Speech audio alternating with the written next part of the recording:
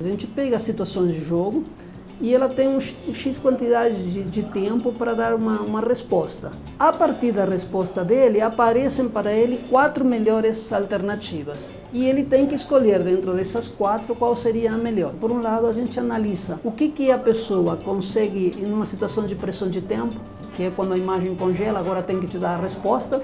E quando aparecem as alternativas, a gente tem uma ideia de que se ele se corrige ou não se corrige, se ele vê que teria outra situação que poderia ter sido melhor.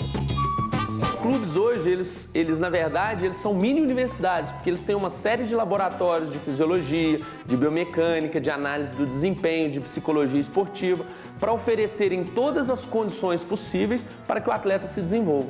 Na universidade se produz, principalmente nas escolas de educação física e dentro do Centro de Excelência Esportiva da UFMG, se produz muita pesquisa relacionando os aspectos técnicos, os aspectos táticos, os aspectos físicos e psicológicos ligados ao futebol. O professor Emes, por exemplo, foi fisiologista do Cruzeiro Esporte Clube por muitos anos. Um menino, quando está com 11, 12 anos, ele não tem que jogar futebol igual um adulto. Ele não tem que ter uma compreensão tática do jogo igual um atleta de 20, 25 anos. Né? Ele tem que ir construindo essa compreensão. Por isso é que tem os treinadores preparados para poder fazer com que o atleta se desenvolva do ponto de vista também, nesse ponto de vista intelectual, de coordenação motora, de tudo, de inteligência mesmo, né? Da cultura do jogo, do conhecimento do jogo, de maneira gradual. O professor Luiz Carlos tem acompanhado a avaliação de equipes paralímpicas e olímpicas durante vários ciclos olímpicos. E eu acho que 20 minutos e 30 minutos de como se faz nas peneiradas, eu acho que é um risco muito grande.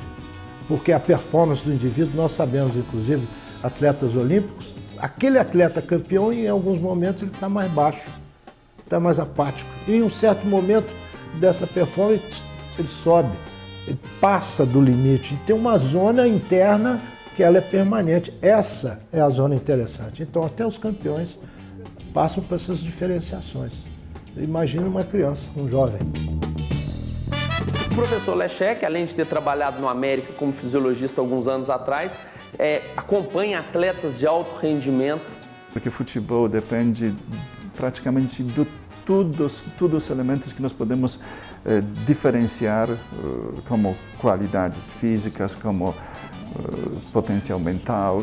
É muito complexo, muito multifatorial fato e realmente a responsabilidade também das pessoas que se envolvam no processo é muito grande.